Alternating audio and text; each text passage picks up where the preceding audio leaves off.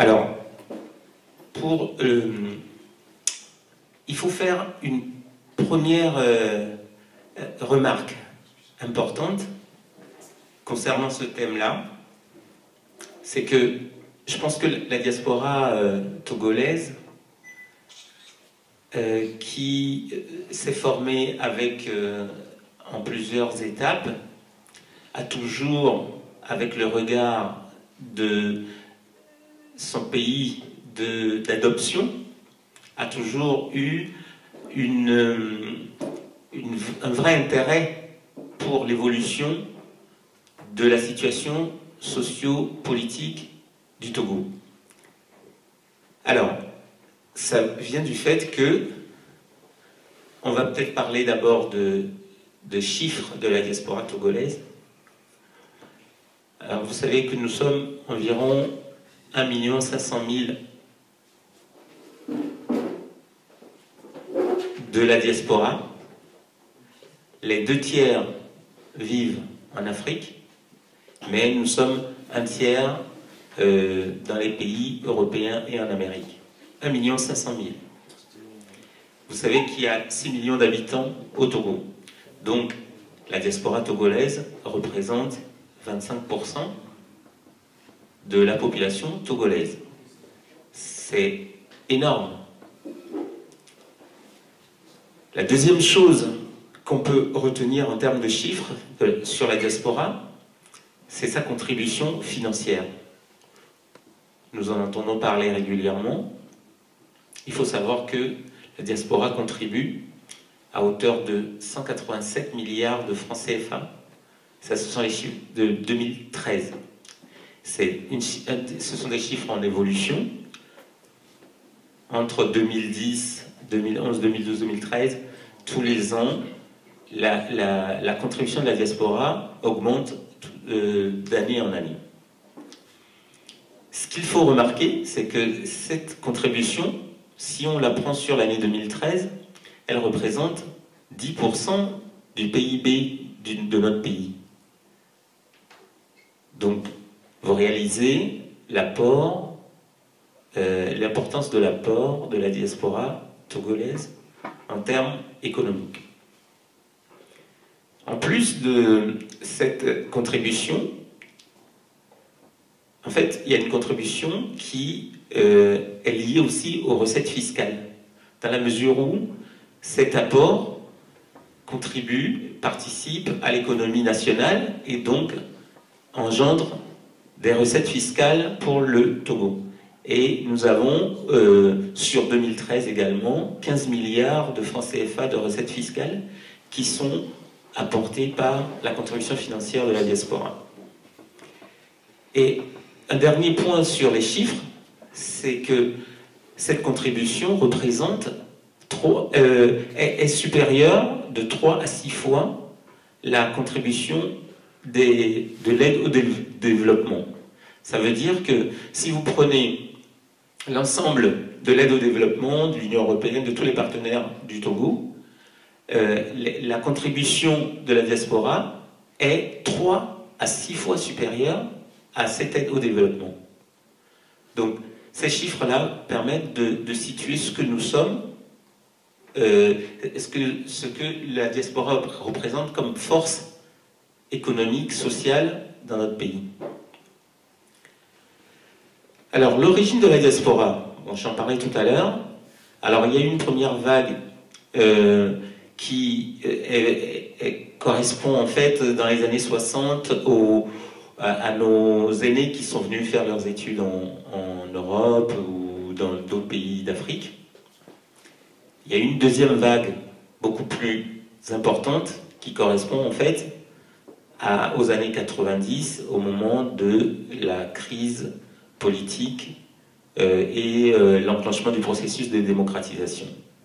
Et puis nous avons enfin une troisième vague qui est liée au fait que, avec la paupérisation de la population togolaise, on cherche à trouver son gagne-pain ailleurs, donc on quitte le Togo pour un mieux vivre.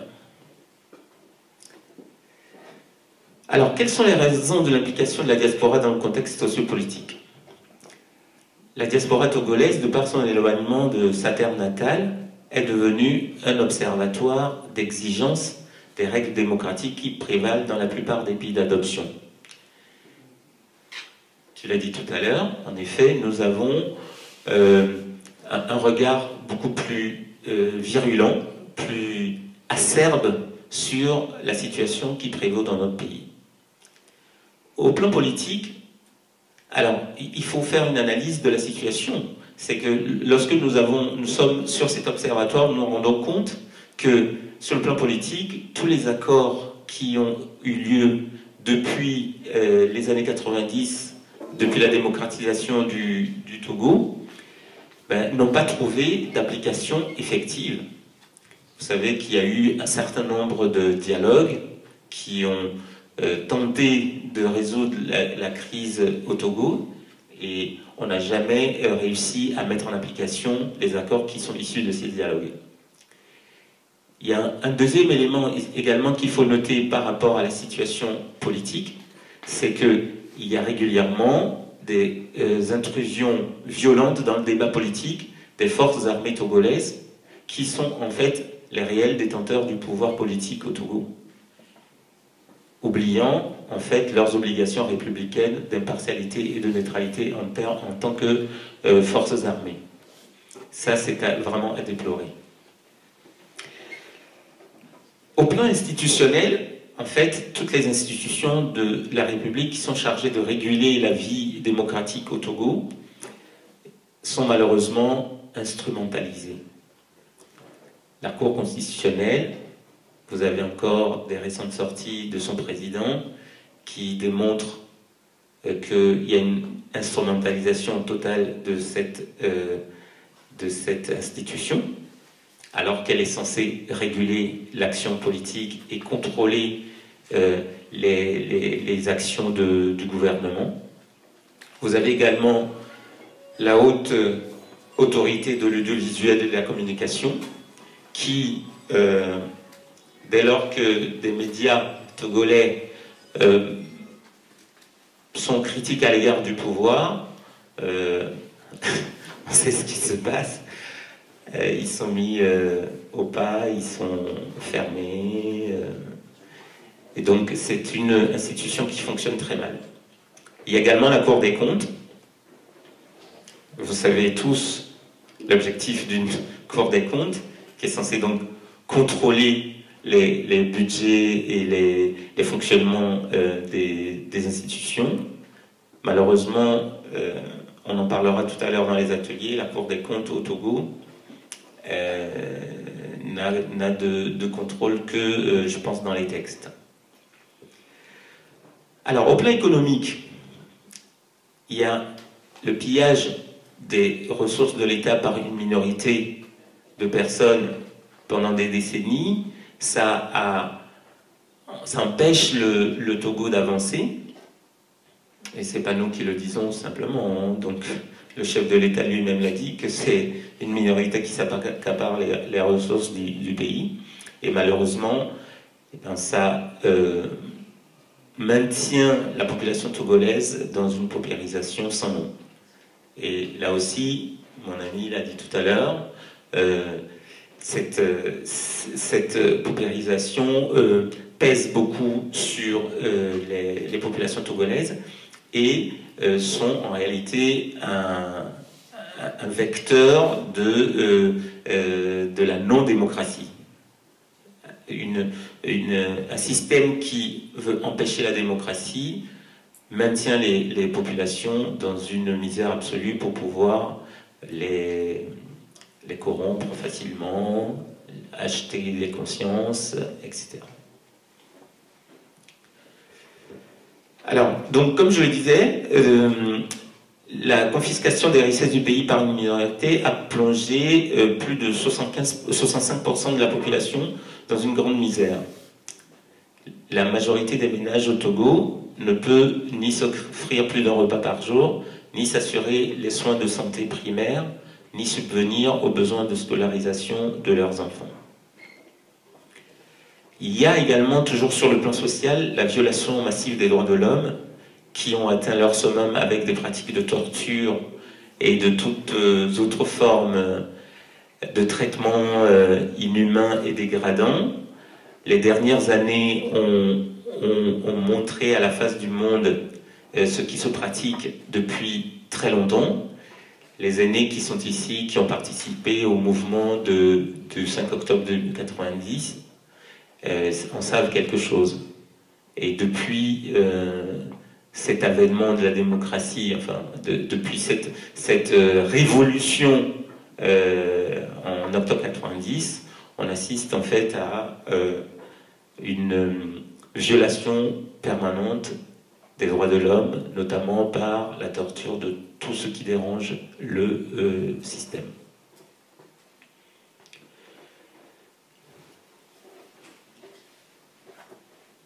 Alors, quel est l'intérêt de la diaspora pour l'avènement de la démocratie au Togo? La diaspora togolaise milite sans relâche pour l'état de droit, la bonne gouvernance, une justice indépendante, des institutions fortes qui sont gages du développement du pays dans lequel elle trouvera sa place. La diaspora togolaise souhaite que cessent les anomalies dont je vous ai entretenu tout à l'heure, pour que les familles qui sont restées au Togo puissent être assurées d'un développement dans le cadre des richesses partagées, et pour que sa contribution financière n'aille plus à la survivance de ces familles, mais plutôt à la participation à son développement intrinsèque et à des activités génératrices de revenus pour la diaspora elle-même, à son installation également dans son pays d'origine, pour que elle puisse, puisque si nous avions un état de droit au Togo, la contribution financière de la diaspora permettrait en fait de récupérer des opportunités d'affaires et de faire prospérer leurs affaires personnelles. Et la majorité des membres de la diaspora, des diasporas africaines est prête à profiter de toutes ces opportunités que le continent africain propose, parce que ce n'est pas que le Togo qui est concerné par cette captation du pouvoir à tout prix. Et malheureusement, nous avons beaucoup de pays encore qui doivent faire l'effort de la démocratie telle que nous le souhaitons. La crise politique, la crise économique, pardon, dans les pays européens et certaines difficultés rencontrées par certains de nos compatriotes poussent de plus en plus de Togolais aujourd'hui à se rapprocher des organisations qui œuvrent pour l'avènement de la démocratie au Togo. Alors, j'ai pris ici quelques exemples de contributions d'associations ou d'organisations de la société civile qui luttent pour la démocratie au Togo. Et donc, il y a des associations de la société civile qui interviennent dans les pays de résidence pour sensibiliser ces pays-là aux problèmes du Togo. Il s'agit, par exemple, d'une association comme Synergie Togo. Il y a également des organisations des droits de l'homme qui dénoncent régulièrement les violations des droits de l'homme telles que je vous l'ai décrit tout à l'heure. J'ai pris l'exemple, par exemple, du CACIT. Et puis, il y a des organisations citoyennes qui ont des revendications pour réclamer les réformes indispensables à l'avènement de la démocratie au Togo. J'ai nommé, par exemple, le collectif Sauvons le Togo. Alors, les attentes des membres de la diaspora sont nombreuses. Elles souhaitent une lutte pour des institutions, elles luttent pour des institutions fortes, gages de stabilité et de développement du pays. Elles luttent également pour que le Togo puisse connaître des élections locales qui ouvrent les portes du développement local à travers des initiatives décentralisées. C'est évidemment un problème dans notre pays. Les membres de la diaspora cherchent également des appuis des partenaires au développement des pays d'adoption, notamment en Europe, aux États-Unis, pour appuyer toujours ces initiatives locales. Il y a également des souhaits de participation aux initiatives locales dans les régions dont les membres de la diaspora sont originaires, à l'instar d'autres pays africains comme le Mali ou le Burkina, où il y a des organisations de la diaspora malienne qui participent à des actions dans leur contrée locale. Toujours dans les ambitions de la diaspora pour le Togo de demain, les membres de la diaspora togolaise souhaitent le règlement de la crise de l'enseignement qui est actuellement dans un état de délabrement absolu. Il suffit d'aller dans tous les compartiments de l'éducation, c'est d'une tristesse absolue. La santé, je ne sais même pas si on a aujourd'hui un ministre de la Santé au Togo. Il me semble que non. Et il est rattaché au Premier ministre, qui est en même temps ministre de la Santé. Alors que nous avons un système de santé totalement... Alors il y a aussi un point très important qui est le problème de la justice au Togo. Alors, tous les jours, on assiste à l'instrumentalisation de la justice et la diaspora souhaite qu'enfin il y ait une indépendance de la justice pour que des affaires comme celle des incendies, des marchés de Lomé et de Kara puissent trouver une issue et que les familles qui sont concernées puissent être indemnisées. Alors, pour terminer, je souhaitais vous dire que la diaspora togolaise cherche aujourd'hui à se donner les moyens pour atteindre ses ambitions. Elle souhaite obtenir avec les partenaires internationaux, par exemple le G5, les églises qui se sont prononcées sur cette question, la CVJR, les réformes politiques, institutionnelles et constitutionnelles qui sont indispensables pour notre pays. Et la diaspora aujourd'hui se met ensemble pour obtenir ces réformes-là que tout le monde demande. Ça permettra de rapprocher la diaspora togolaise de son pays d'origine, de permettre au Togo de sortir enfin des crises à répétition, de permettre des élections libres, équitables et transparentes qui sont un gage de stabilité dans notre pays, avec des dirigeants que nous choisirons librement et qui seront obligés de rendre compte de leurs actions. Accountability. Et enfin, de faire entrer le Togo dans le concert des nations civilisées telles que la diaspora togolaise le connaît dans les pays d'adoption. Je vous remercie. Merci.